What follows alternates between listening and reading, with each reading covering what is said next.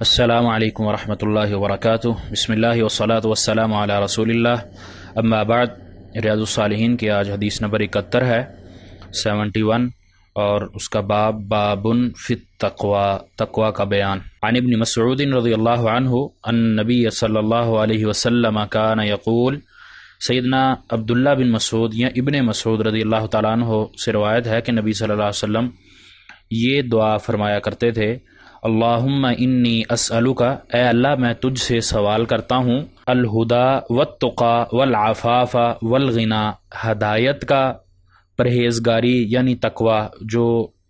اس لفظ سے، باب سے اس حدیث کا تعلق بھی جڑتا ہے، والعفاف اور پاک دامنی کا، والغنی اور بے نیازی کا۔ صحیح مسلم میں یہ حدیث ہے، اور اللہ کے نبی علیہ الصلوۃ والسلام کی یہ بہت جامع اور نہایت مفید دعا ہے۔ اللہ کے نبی علیہ الصلوۃ والسلام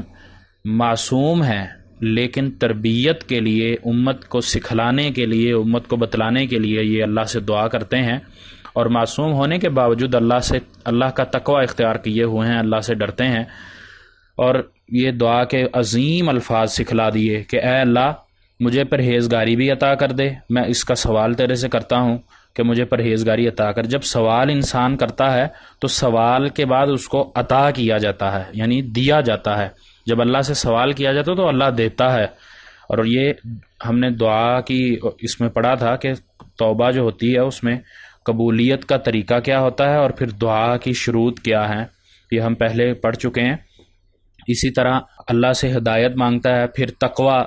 کہ اللہ مجھے تقوی دے، پرہیزگاری دے۔ جب انسان میں تقوی آ جاتا ہے تو پھر اس سے برائیاں ایٹومیٹکلی خود بخود دور ہونا شروع ہو جاتی ہیں۔ اس کو یہ احساس ہوتا ہے کہ میرے ہر عمل کو کوئی دیکھ رہا ہے۔ انسان عام کوئی کام کر رہا ہو، اور وہ کوئی ایسا کام ہو جو معیوب سمجھا جاتا ہو، اور وہ یہ سمجھے یا اس کو یہ دیکھ رہا ہو، تو وہ معیوب کام نہیں کرتا۔ جب اس کے دل میں تقوی ہوگا، اللہ کا ڈر پیدا ہو جائے گا، اور اس کو اس سوال کے بعد اللہ تقوی دے دے گا۔ سوال پہلے کرے گا تو اللہ تقوی دے گا، اللہ سے مانگے گا تو ملے گا، خود بخود ایٹومیٹک نہیں ہے۔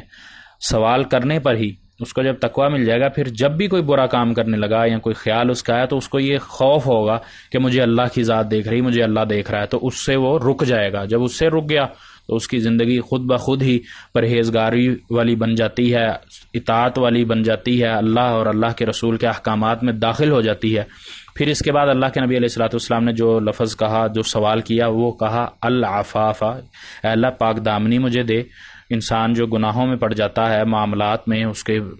دوسری طرف غلط معاملات بھی ہو جاتے ہیں، تو اس سے وہ پاک دامن رہنے کے لیے اللہ سے سوال کرتا ہے۔ پھر والغنا، کہ مجھے بے نیازی کا سوال کرتا ہوں، اللہ مجھے بے نیاز کر دے، مجھے کسی کا محتاج نہ کرنا، مجھے فقیری سے نکال دے، مجھے کسی کے آگے ہاتھ نہ پھیلانا پڑے۔ تو یہ اللہ کے نبی علیہ الصلوۃ والسلام کی بہت پیاری دعا ہے، یہ ہمیں یاد کر کے اس کو پڑھنا چاہیے، اور اپنے صبح و شام کے اذکار میں، نماز کے بعد اس طرح ہمیں اس دعا کو اللہ سے مانگنا چاہیے۔ حدیث نمبر 72 ہے، عن ابی طریف عدی بن حاتم الطائی رضی اللہ عنہ،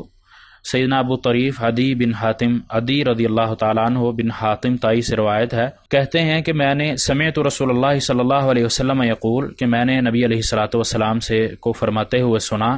من حلف علی یمین، جو شخص کسی بات پر قسم کھا لے یا قسم اٹھا لے، ثم رعا، پھر وہ دیکھتا ہے یا وہ اس چیز کو محسوس کرتا ہے، اتقى للہ، کسی کے وہ پرہیزگاری والی، اللہ کا تقوی اختیار کرنے والی چیز کو دیکھتا ہے، منہا، اس سے بہتر جس سے اس نے قسم لی ہے، فلیأت التقوی، تو پس وہ تقوی والی چیز کو اختیار کرے۔ رواہ مسلم، اس حدیث کو مسلم نے روایت کیا ہے۔ نبی علیہ الصلوۃ والسلام کی اس حدیث میں بھی ہمیں تقوی اختیار کرنے کا کہا جا رہا ہے۔ انسان اگر کسی چیز پر قسم اٹھاتا ہے تو وہ پہلے اس کی شرط یہ ہے کہ وہ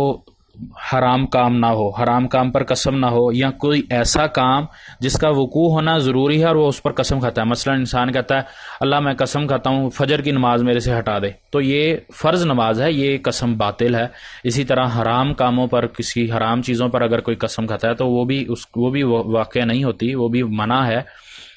حلال کام یا وہ کام جو کرنا بھی درست ہے، چھوڑ دینا بھی درست ہے، اس میں اگر وہ قسم لیتا ہے، قسم اٹھاتا ہے، حلف لیتا ہے، تو پھر اس کے بعد وہ دیکھتا ہے کہ اگر میں یہ کام کرنے سے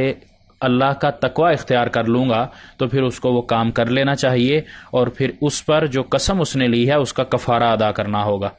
یہ اس حدیث سے ہمیں اللہ کے نبی علیہ الصلوۃ والسلام سکھلا رہے ہیں، درس دے رہے ہیں، اور اسی طرح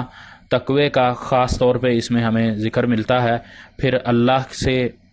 یہ دعا بھی کرنی چاہیے، اے اللہ کہ مجھے پرہیزگار کر اور گناہوں سے بچا۔